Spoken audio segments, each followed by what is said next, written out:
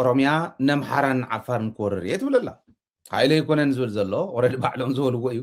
ንሕና ነቕርቦ ዘለና መረዳእታ ጥራሕ ኣይኮነን ከምቲ ንሶም ነገራት ማኒፕሌት ገይሮም ዘቕርብዎ ነቲ ናይ ትግራይ ጉዳይ ከቕርቡ ከለው ከምኡ ማኒፕሌት ክንገብር ስለ ዝሓሰብና ኣይኮነን ቃል ብቃል ዝፀሓፍዎ እዩ ናይ ኦሮሚያ ፖሊስ ኣዛዚ ንፋኖን ንኦላን ንናይ ዓፋር እጉግመን ነዚኦም ንሕናን ናይ ዓፋር ፖሊስን ኮይና ክንዘምቶም ኢና ኢሉ ቃል ብቃል እዩ ስለዚ ኦሮሚያ ኣብ ዓዲ ኣምሓራ እንታይ ዓይነት ክለይም ኣለዋ ኣብ ዓፋር እንታይ ዓይነት ክለይም ኣለዋ እንታይ እዮም ዝብሉ ዘለዉ ሕዚ ዝብል ብደንቢ የብርሃልና እዩ ቃል ብቃል እዚኣ ክትርጉማ ከለኹ ናይ ኦሮሚያ ፖሊስ እቲ 33 ዙር ዘመረቀ ናይ ኦሮሚያ ፖሊስ ኣብ ልዕሊ ዓፋርን ኣብ ልዕሊ ኣምሓራን ወፍሪ ክገብር ዘመተ ክገብር ውራ ክፍፅም ይብል ኣሎ ፋኖ ክነጥፊ ኢና እንድሕር ኢሉ ናይ ኦሮሚያ ፖሊስ መከላከያ ኣሎ መከላከያ ዝገጥሞ ዘሎ ኣብ ዓዲ ኣምሓራ ኣትየስ ፋኖ ከጠፊ እየ ይብለካ ኣሎ ንሕና ከም ተጋሩ ኣምሓራ ናይ ወረፋ ጉዳይ እንተዘይኮይኑ ናይ ተራ ጉዳይ እንተዘይኮይኑ ፅዋሕ ክመፅኹም እዮም ጊዶፉ ኣብ ልዕሊ ትግራይ ትዝመቱ ክንብሎም ከለና እዚ ማለትና እዩ ነይሩ ሕዚ ቃል ብቃል ተሰብኣይ ጀነራል እዩ ጀነራል ደሪባ መኮነን እዩ ዝበሃል ናይ ኦሮሚያ ፖሊስ ኣዛዚ እዩ ቃል ብቃል ዝበለን ከቐምጥ እሞ ክንትንትና እንታይ ማለት ምኳኑ ቃል ብቃል ዝበሎ ጀነራል ደሪባ መኮነን ናይ ኦሮሚያ ፖሊስ ኣዛዚ ፋኖን ናይ ዓፋር ዓማፅ ሓይልን ናይ ኦሮሚያ ናጽነት ሰራዊት ብዝብል እሱ ሸኔ እዩ ዝብሎ ያው ንኦነግ ማለት እዩ ናይ ኦሮሞ ናጽነት ሰራዊት ኦላ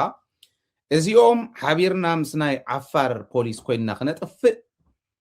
ተነጋጊርና ኢና ይብል ፖሊስ ኦሮሚያን ዓፋርን ብሓደ ኮይንና ናይ እጉግመን ፋኖን ኦላን ክነጥፍእ ተስማዕሚዕና ኢና እዩ ዝብል ቃል ብቃል ናብ ትግርኛ ክትርጉሞ ከለኹ ስርዓት ንምፍራስ ናይ ወያነ ተላእኽቲ ኮይኖም ዝመፁ ሓይልታት ስለ ዝኾኑ ስርዓት ማለት ናይ ኣብይ ኣሕመድ ስርዓት ንምፍራስ እዩ ዝብል ዘሎ እምበር ኦሮሚያ ከይዶም ከምዚኣ ክንገብር ኢና ይበሉ ስርዓት ንምፍራስ ናይ ወያነ ተላእኽቲ ኮይኖም ዝመፁ ሓይልታት ስለ ዝኾኑ ድንበር የለሽ የጋራ ዘመቻ እናካሂዳለን እዩ ድንበር የለሽ የጋራ ዘመቻ እናካሂዳ ፖሊስ ዊዝኢን እታ ብሄር ዊዝኢን እታ ክልል እያ እታ ዓቕሙ እታ ስልጣኑ ኣብ መከላከያ ኮይኑ እንተዘይዘሚቱ ተፀዊዑ እውን ክኣቶ ይኽእልን ፖሊስ ናይ ማሕበረሰብ ፀጥታ እዩ ዝሕሉ ናይ ባዕሉ ማሕበረሰብ ናይ ኦሮሚያ ፖሊስ ኦሮሚያ ጥራሕ እያ ትውክሎ እያ ትምልከቶ ኣብ ዓዲ ኣምሓራ ኣትየ ኣብ ኦሮሚያ ሲበል ድሓን ንኦላ ክነጥፎ ኢና ሲበል ዓዲ ኣምሓራ ኣትየ ንፋኖ ከጥፊ እየ ዓፋር ኣትየ እጉግመ ከጥፊ እየ ግን ንምንታይ ኢሉ ዝብል ክትርእይዎ ምእንታን እዩ ድሓርታ ይብል ድንበር የለሽ ዘመቻ እናካሂዳለን ይብል እሞ ሎጂስቲክስ ኣዳሊና ኢና ነዚ ዝኾነ ሎጂስቲክስ ናይ ሓባር ሎጂስቲክስ ኣዳሊና ኢና ናይዚ ሃገር ዋና ናይ ኢኮኖሚ ምንቅስቃስ ከዓግቱ ናይዚ ሃገር ዋና ናይ ኢኮኖሚ ምንቅስቃስ ከዓግቱ ማለት ጅቡቲ ኣዲስ ኣበባ ማለት ከመይ ገረም እዮም ኦላ ናብኡ ከይዶም ክነግረኩም እየ ከመይ ገሪኡ ንፋኖ ከምኡ ዝብሎም ዘሎ ክነግረኩም እየ ናይ ዓፋርንካ ኣብ ዓፋር እዮም ዘሎ ናይዚ ሃገር ዋና ናይ ኢኮኖሚ ምንቅስቃስ ከዓግቱ ስለ ዝኾነ ዝንቀሳቀሱ ዘለው ምስ ናይ ዓፋር ሓይሊ ኮይና ሓቢርና ክነጥፎም ኢና እዩ መከላከያ እኮ ይኮነን ሰብኣይ መከላከያ ዝነበረ እዩ ብርግፅ ግን ሕዚ ፖሊስ ኣዛዚ እዩ መን እዩ በዓል ዋና ናይቲ ስርዓት ኣነ በዓል ዋና ናይቲ ስርዓት ኢሉ ዝኸ ዘሎ መን እዩ ዝብል ከሪአኩም ይኽእል እዩ ዝብል እምነት ኣለኒ እና ሳጅን ዳንኤል ዝበሃል ይብል በቃ ነቶም ፖሊስ ከዓ ከበረታትዕ ክምኩር ከሎ ንሓና ሳጅን ዳንኤል ዝበሃል ኣብ ጉጂ ዞባ ኣብ ኣጋዋዩ ዝበሃል ወረዳ በይኑ ንብዙሓት ናይ ኦሮሞ ናጽነት ሰራዊት ሒዙ ተዋጊኡ እዩ ንዓቶም ብደንቢ ተቋቂሙ ተዋጊኡ እዩ ግን ሞይቱ ይብል ምስ ሞተ ደረጃ ዕቤት ጌርናሉ ከምኡ ክንገብረልኩም ኢና ምስ ሞትኩም ደረጃ ዕቤት ክንገብረልኩም ኢና ከይዱ ምስ ፋኖ ተዋግኡ ከይዱ ምስ እጉግመ ተዋግኡ ከይዱ ምስ ኦላ ተዋግኡ እዩ ዝብል ዘሎ ስለዚ እቲ ጉዳይ ናብ ዝገደደ ሕብረተሰባዊ ቀውሲ ማሕበራዊ ቀውሲ እቲ እናተበጣጠሰ ዝመፀ ማሕበራዊ ምትእስሳር ናይ ኢትዮጵያ እናተበጣጠሰ እዕርዩ እናተበጣጠሰ እናደቀቀ ይኸድ ከም ዘሎ እዩ ዘሪአኩም እዚዩ ክብል ደልየ እዚዩ ብደንብ ጌርና ንርአዮና ንተንትኖ ሕዚ ኢትዮጵያ ተመሊሳ ኢትዮጵያ ኮይና ክትቀንዕ ብዘይትኽእለሉ መንገዲ ዝወስዳ ዘሎ ኣብይ ኣሕመድ ክንብል ከለና ስቂልና ኣባና ኣብ ተጋሩ ኣብ ልዕሊ ናይ በፅሕ ዘሎ ጨፍጫፍ ኣብ ልዕሊ ትግራይ ይበፅሕ ዘሎ ጨፍጫፍ ካብ መጠን ንላዕሊ ስለ ዝኾነና ንሱ ብጣዕሚ ትሮማታይዝድ ስለ ዝገበረና ናብ ኢትዮጵያ ንምለስን ንሕና ተጋሩ ጥራሕ ይኮንና ንብል ዘለና ኦሮሞሲ ኣብ ዓፋር ክዘምቴ ኣብ ፋኖ ክዘምቴ ይብለካ ኣሎ ኣብ ናይ ባዕሉ ዝመት ፀገም የለን ናይ ባዕሉ እውን እንተኾነ ንዕኦም መሓገዘ ተዘይኮይኑ ግን ኣብ ልዕሊኦም ኣብ ልዕሊቶም ሓቱ ክዘምት ከሎ እውን ማሕበራዊ ምትእስሳር ውዝን ኦሮምያ እውን እናተበጣጠሰ እዩ ዝኽእል እንታይ ማለት እዩ ግን ከምዚ እዩ ዝብል ክንርኢ ከለና ሕዚ ናይ ዓፋር ፖሊስ ናይ ኣምሓራ ፖሊስ ፋኖ ድዩ ካሊእ ድዩ ኣብ ልዕሊ ትግራይ ክዘምቱ ገይሩ ክወፍሩ ገይሩ ኣብ ልዕሊ ትግራይ ወፊሮም እዮም ህዝቢ ትግራይ ዋጋ ክኸፍል ገይሮም እዮም ኣብተን ዝሓለፋ ፅዑፃዓት ናይ ኩናት እዋናት ካብ 2020 እስካዕ 2022 ነብ ዝነበረ መንግስቲ ትግራይ በረኻ ሰፊሩ መናእሰይ ትግራይ ከላሽን ሒዞም ነቶም ልፍንታውያን ሓይልታት ደኳዕኳዕ የብልዎም ድኣ እምበር ኩሎም ኣብ ልዕሊ ህዝቢ ትግራይ ክዘምቱ ገይርዎም እዩ ኣብይ ኣሕመድ ሕዚ ከም በዓል ደሪባ መኮነን ሒዙ ኣብ ልዕሊ ኣምሓራ እንተዘሚቱ ኦሮሞን ኣምሓራን ንኸይራኸቡ ይበጣጠሱ ኣለዉ ማለት እዩ ሓደ ሓደ ግዜ ናይ ብሓቂ ከምኡ ገይሩ ስትራቴጂ ተረዲእዎ ከምኡ ገይሩ እንተኮይኑ ዋት ሰብኣይ ይባላሓት እዩ ክንብሎ ኢና ዋላ ንግብረ እከ እንተኾነ ኢትዮጵያ ከመይ ገርአ ዝበታትና ኢሉ ኢትዮጵያ ናይ ምብትታን ስትራቴጂ ይኽተል እንተሃልዩ ንምብትታን ዝኸውን ስትራቴጂ ትኽክል እዩ ንምእካብ ዘይኸውን ናብቲ ዝነበረ ክመልሶ ዘይኽእል ዝነበረ ማሕበራዊ ምትእስሳር ክመልስ ዘይኽእል ምዃኑ እዩ ዘውቅሰና ዘሎ እምበር ንምብታንማ ቲፒካሊ ክብትን ዝኽእል ዓይነት ኣካይዳ ይኸድ ኣሎ ከም ዝበልክዎ ኦሮሞን ኣምሓራን ንኸይተኣማመን ይገብረሉ እሞ ሓንቲ ጥይት ምስ ተተኮሰት ኣብታ ሸዓ እዋን ፖሊስ ናይ ኣምሓራ እውን ብረቶ ልዕሊ ክላዓል እዩ ፀረ ኦሮሞ ፖሊስ ናይ ዓፋር እውን ብረቶ ልዕሊ ክላዓል እዩ ፖሊስ ዓፋርስ ንሓቱ ክሃድን ክኸይድ እንዲ ዝብል ዘሎ ቶም ሓቱ ቶም እጉግመ ምስ ነገርዎ እንታይ ይገብር ከም ዘሎ ምስ ተረድኦ ይቕነስ ከም ዘሎ ይንእስ ከም ዘሎ ንባዕሉ ይዋቃዕ ይባላዕ ነንባዕሉ ይጠፍእ ከም ዘሎ ምስ ተረድኦ ክምለሶም እዩ ድሕሪኡ ኣምሓራን ዓፋርን ፀረ ኦሮሞ ከልዕልዎ እዮም ማለት እዩ ከመይ ዝበለት ዓዲ ምስርቱ ከም ዘለው ይሰርሑ ከም ዘለው ራእይዎ እቲ ናይ ኣዲስ ኣበባን ናይ ጅቡትን መንገዲ ክቆርፅ እዩ ዝኸይድ ዘሎ ዝበለኩም ሰለስቲኦም ሓይልታት ክነጥፍኦም ኢና ዝብል ዘሎ እዚኣ መሰረት ገይሩ እንዲ ዝመፅእ ዘሎ ፋኖ ንዓፋር ደጊፉ ንናይ ዓፋር ሓይሊ ናይ ዓፋር ሓይልን ናይ ኣምሓራ ሓይልን ክልቲኦም ፅምዶ ፈጢሮም እቲ መንገዲ ብጅቡቲ ዝኒሄ ጅቡትን ኣዲስ ኣበባን መንገዲ ንክዓፁ ተሰማሚዖም እዮም መዓዘ ንሶም እዮም ዝፈልጥዎ ኦላ እውን ዘይሩ ናይ ሃዲድ መንገዲ በፅሒ እዩ ንክልተ ንሰለስተ መዓልቲ ዝተወሰነ ሃሰስ ኢልዎም ነይሩ ይመስለኒ ኣብኡ እውን በፅሒ እዩ ማለት እዩ ስለዚ ኣቶም ሰለስቲኦም ተተራኺቦም ኦላን ኦጎግመን ፋኖን ተተራኺቦም ተሰማሚዖም እንተመፅኦም እታ መንገዲ ጠጠው ከብልዋ እዩ ሕዚ በዓል ዋና እቲ ስርዓት ዝኾነ ናይ ኦሮሞ ፖሊሲ ኢሎም ነቲ ህዝቢ የረድኡ እሞ ይኹም ክንደይ ናይ ዝኣክል እና ሽሪንክ እንዳገበረ ከም ዝኸደ ናይ ኣብይ ኣሕመድ ስርዓት ራእይዎ በዓል ዋና ናይቲ ስርዓት ኦሮሞ እዩ ኢሎም የትሕዝዎ እሞ ህዝቢ ኦሮሞ መከራ ንክሽከም ንፅዋሕ ንግሆ ዕርቡን እዮም ዝሕልፍሉ ዘለዉ ብትክክል እንተኮይኑ እዚ ኢሎም ይቕምጡ እሞ ድሓር ናይ ኦሮሞ ፖሊስ መፅዩ ንናይ ዓፋር ሒዙ ነዚዩ ክዓፅ ክምኩር እዩ ብሓይሊ መከላከያ ዘይከኣሎም ፖሊስ ክኽእሎም ኣይኽእልን ስለዚ ነንባዕልካ ተዓፃፂድካ ነባራይ ዝኾነ ዘይቕረፍ ቁስሊ ከዓሚስካ ሒዝካ ትኸይድ ማለት እዩ እዚኣ እዮም ዝገብሩ ዘሎ ሕዚ ንሕና ከም ተጋሩ ቅድሚ ሕዚ ነጊርናዮም ኢና ኣይትምፁ ናብ ትግራይ ናይ ወረፋ ጉዳይ ኦሮምያ እውን ተኻሊእ ፖሊስ ሒዙ ናይ ኣምሓራን ናይ ካሊእን ናይ ቤንሻንጉል ናይ ገለ ንዕዝሙት ናብ ኦሮምያ ኢሉ እውን ከዝምት እዩ ኣብይ ኣሕመድ ማንም ብሄር ዝመሓር የለን ፀረ ህዝቢ እንተኮይኑ ፀረ ህዝቢ እዩ እቲ ፀረ ህዝቢ ዝኾነ ስርዓት ከምቲ ሕዚ ዝብሎ ዘለኹ እንዳገበረ እንዳዋረረ ንባዕሎም እንዳተዋረሩ ቁስሊ እናተቆሳሰሉ እንድሕር ከይዶም እታ ኢትዮጵያ ትበሃል ኣብ መንገዲ ትርፍቲ ኮይና ኣላ ሕዚ ባዕሉ እውን ይዛረቡ ዘሎ ትግራይ ትበሃል ተቐኒሳታ እያ ኣብ መድረኻቱ ረኣይዎ ኢኹም تمالي بزاناي مخفتي نغغرو ناي مخكر كوميشن تبهلت تግራይ ከካተት መኪሩ ኣብ ትግራይ ምስላ ኣሎ ኢሉ ዘርባዕ ዓቢልዋታ ምስላ ብዘይ ትርጉም ኣቕሚጥዋ ብዝኾነ ኮይኑ ኣብዚ ደረጃ እዚዩ ኣላ ኢትዮጵያ ክልላት ነንባዕለን ክዋረራ ይዳለዋ ኣለዋ ኦሮሚያ ነምሓራን ንዓፋርን ክወረን እየ ኢላ ኣቕሚጥ ኣላ ኢለ እየ ዝወስድ ኣነ ኣምሓራይ ከመይ ይሪኦ ዓፋረታይ ከመይ ይሪኦ ክንሪኦ ኢና ቃል ብቃል እዚኣ ነቶም ዓፋር ብቐረባ ንረኽቦም ኢና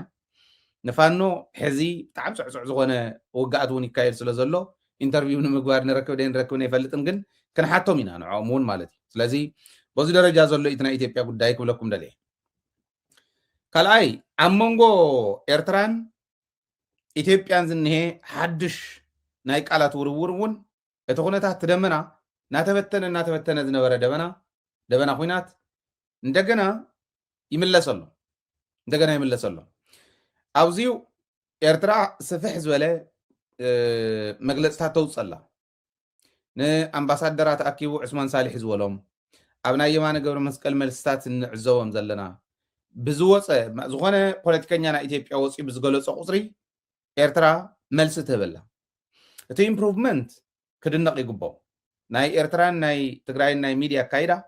ሓደ እዩ ኒዕቕካ ምግዳፍ እዩ ንዕቕካ ምግዳፍ ከዓ ኣብ ዘመነ ቴክኖሎጂ ኣብ ዲጂታል ዘመን ኢንፎርሜሽን ካብ ጫፍ ናብ ጫፍ ዓለም ብማይክሮ ሰከንድ ኣብ ዝወፅሓሉ ህዝቢ ክዛባዕ ይኽእል ኢልካ ዘይምሕሳብ እሽነት እዩ ዝኸውን ንዕቕካ ይግደፍን ሕድሕድ ናይ ዲፕሎማሲ ተርም ክትርጎም ኣለዋ ሕድሕድ ናይ ሚድያ ከይዲ መልሲ ክወሃብ ኣሎ ወይ ለየ ዝኣምናን ኤርትራ በዚ ዝሓሹ ኮይኖም ረኺበ እዮም ኣለኹ ኣብ መግለፅታት ፅቡቅ እዮም መንግስትና እውን የመሓይሽ ኣሎ ንኣብነት ዓንቶ ዝሕለፍናዮ ናይ መንግስቲ ኮሚኒኬሽን መልሲ ግልፂ መጠንቀቕታ እዩ ግልፂ መልእኽቲ ነቶም ንፅባሕ ዝካየድ ኣዲስ ኣበባ ዝካየድ ዝበልዎ ሽርሓዊ ናይ ፕሮፓጋንዳ ናይ ኣብዪ ኣሕመድ ናይ ፕሮፓጋንዳ መሳርሒ ኮይኖም ክወፅሉ ዝደለይዎ ናይ ሽርሒ ሰልፊ ንዕኡ ግልፂ መልእኽቲ ኣሕሊፉ እዩ መንግስቲ ትግራይ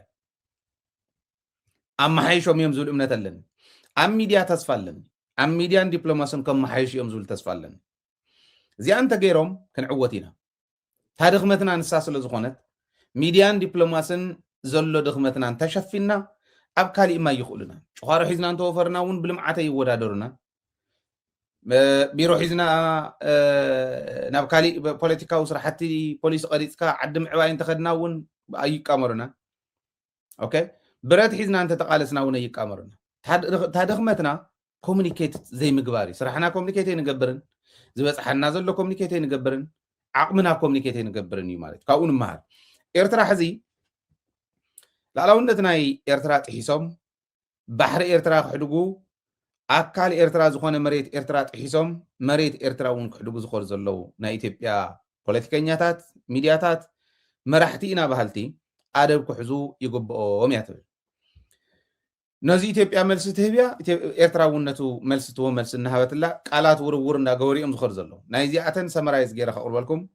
ኤርትራ ዘውፃቶ መግለፂ ብ1900 1902 1908 ናይ መግዛእቲ ውዕልን ናይ 2001 ናይ ኣልጀርስ ስምምዕነትን ድንበር ኤርትራ ኣበይ ምዃኑ ፍሉጥ እዩ ድንበርና ጥሒስኩም መሬትና ክትወስዱ ድንበርና ጥሒስኩም ባሕርና ክትወስዱ ህዝቢ ኤርትራ ጥፊኢኹም መንነት ናይቲ ህዝቢ ጥፊኢኹም ክብሩ ክትጎናፀፉ ኢኹም ትምክሩ ዘለኹም እዩ ትትርጉሙ ንዓይ ዝርዳእኒ እንዳማትካ ወሪርካ ኣበይ ክንበር ከም ዝኽእል እውን ብጣዕሚ ንዓለም እውን ዘገረመ ምዃኑ ይቕምጡ ናይ ኩናት መንፈስ ኣብ ኢትዮጵያ ከም ዘሎ ኩሉ ግዜ ዝኾነ መራሒ ብዝወፀ ቁፅሪ ኩናት እናሰበኸ ከም ዝኣቱ ኣብ ናይ ሶማሊላንድን ኣብ ናይ ሱዳንን ጉዳይ ኢትዮጵያ ትገብሮ ዘላ ናይ ምፅሕታር ከይዲ ጣልቃ እንዳኣተወት ቀርኒ ኣፍሪካ ከይረጋጋዕ ገይራ ኣላ ትብል ሶማሊላንድ ምስ ሶማሊላንድ ዝገበረቶ ስምምዕነት ሃገረ ሶማልያ ተረጋጊዓ ከይትነብር እቲ ቀጠና እውን ተረጋጊዑ ከይነብር ኢትዮጵያ ኢደ ኣለዋ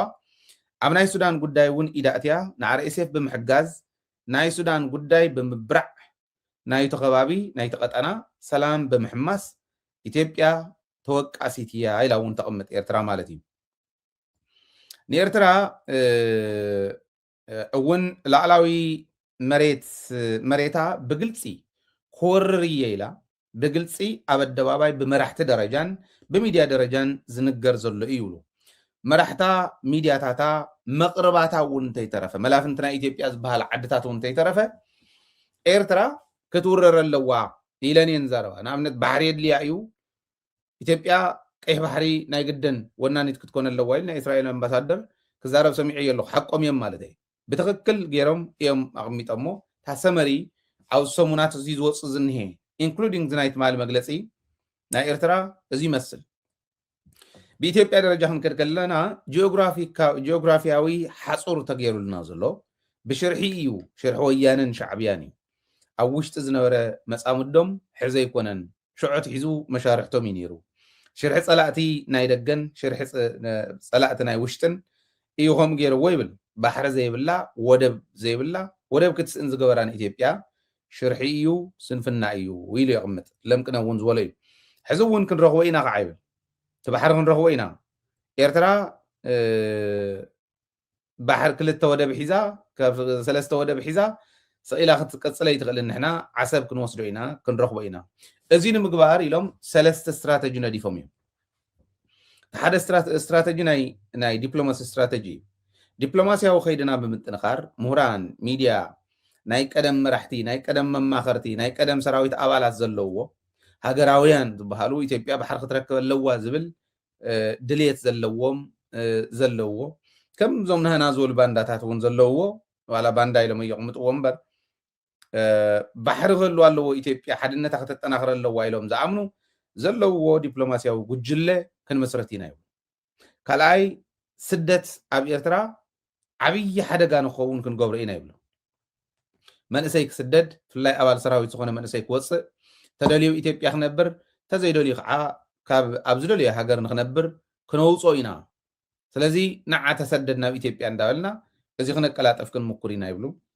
እዚኡ ቀሊል እዩ ትፅምዶ ባዕሉ ክቆፃፀሮ ምግባር ይከኣል እዩ ኣብ ውሽጥኻ ዘሎ ጉዳይ እውን ክትፈትሕ ምኳር እዩ ነቲ መንእሰይ ዝሓቆፍ ንኢንቨስተር ዝሓቆፍ ነቲ ህዝቢ ኣብ ቀዳምነት ዝሰርዐ ኣካይዳ ምኻድ ነቲ ህዝቢ ክሕዞ እዩ ሽርሒ ኢትዮጵያ ክቃልዖ እዩ ስቕ ምባል ግን ትርጉም የብሉ ነቲ ዲፕሎማሲ እውን ብዲፕሎማሲ ክትስዕሮ ኣለካ ነቲ ናይ ስደት ጉዳይ እውን ኣብ ውሽጢ ብተጠናኽሮ ፖሊሲ ክትስዕሮ ኣለካ ካብኡ ግን ወታደራዊ ይትሳልሳይ ምሳ ሰደድናዮ ተህዝቢ ምስ ኣውፃናዮ መብዛሕትኡ ምስ ወፀ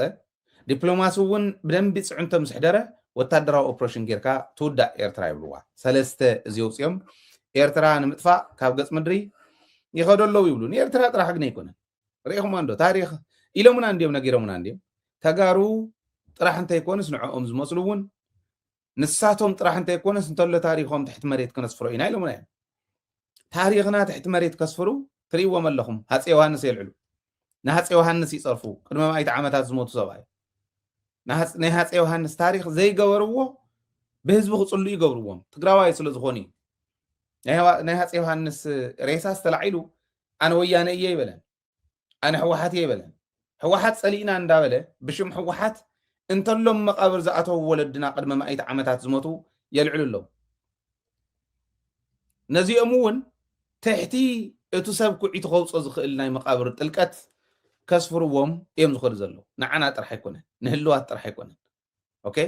ታሪክ ትግራይን ተጋሩን ጥራሕ ከዓ ኣይኮነን ኤርትራውያንን ታሪኮምን እውን እዩ ዝኽየድ ዘሎ ንሕና ተጋሩን ኤርትራውያንን ዕሽነት ኣብ ምንታይ ከም ዘፅንሐና ንፈልጦ ኢና ኣብ ምንታይ ደረጃ ከም ዘፅንሐና ንፈልጦ ኢና ነንባዕልና እንዳተበዳደልና ኢና መፂና ሕዚ ከዓ ሕሉፍ ሓሊፉ ጀኖሳይድ ኣብ ልዕሊ ሓቶም እዮም ፈፂሞም ለዚ እዚኣ ብደንቢ ገይሮም ክሕሲኦም ዝብል እምነት ኣለኒ ታፅምዶ ጠናኺርና ሰላም ክልቲኡ ህዝቢ ኣረጋጊፅና ልምዓት ክልቲኡ ህዝቢ ኣረጋጊፅና ዲሞክራታይዝ ጌርና እቲ ከባቢ ነቲ ሓደ ዝነኽአ ናይቲ ሓደ ፀላኢ ክኸውን ጌርና ሓቢርካ ምምላስ ዝኽእለሉ ሕዚ ተተፋኒንካ ጎና ጎኒ ከም ዝብኢ እንዳኸድካ ኣይኮነን ጎና ጎኒ ከም ዝብኢ እንዳኸድካ ኣይኮነን ብሓደ ኮንካ ናይ ትግራይ ፀላኢ ናይ ኤርትራ ፀላኢ እዩ ናይ ኤርትራ ፀላኢ ናይ ትግራይ ፀላኢ እዩ ኢልካ ብተግባር ኣብ መሬት ብዝትርጎመሉ መልክዑ ክኽየድ ክኽእል ኣለዎ ናይ እዚኣ መረጋገፂት ምዕራብ ትግራይ ኣብ ቀረባ እዋን ምዕራብ ትግራይ ክንምልስ ኢና ንኸድ ዘለና ምዕራብ ትግራይ ክምለስ ከሎ ፀለምቲ ክምለስ ከሎ ትግራይ ላዕላውነታ ከተረጋግፅ ከላ ኤርትራ እትገብሮ ዝተዋፅኦ ኣብ ናይ ፅምዶ ከይዲ ዓብይ ትርጉም ዘለዎ ነገር ከምፅ እዩ ኣይትጠራጠሩ እዚዩ ንብዙሓት ተታሊሎም ዝኸዱ ተሰሪሕሎም ብደንብ ተታሊሎም ዝኸዱ ናብ ቦታኦም ክመልሶም እዩ ኤርትራውያን እውን ተጋሩ እውን ሓደ ኮይንና ኣለና እንተኢልና ናይ ግድን ሓደ ሃገር ክትኮን ኣለካ ማለት ኣይኮነን ሓደ ምዃን ማለት ኣብ ትሕቲ ሓደ ጋቨርንመንት ምዃን ማለት እውን ኣይኮነን ዘለና ንሕግዞም ዘለዎም ዝሕግዙና ኣብ ፀገሞም ንበፅሓሎም ኣብ ፀገምና ዝበፅሑልና ነገር ግን ሕሉፍ ታሪክና መሊስና እምበር ሸፊንና ዘይንሓልፍ እንተኮይንና ጥራሕ ኢና ንፀላእቲ ንዕወተሉ በዚኣ እዮም ክሸልኩኩ ሸላኹ እንተገዲፍናሎም ሕዚ ንዓ እንዳስፍሑ እዮም ዝኸዱ ሳእታ ክእለቶም ሸላኹ ዘይምግዳፍ ከዓታ መልሲ ስለዚ እዚኣ ክንገብር ክንክእል ኣለና እዩ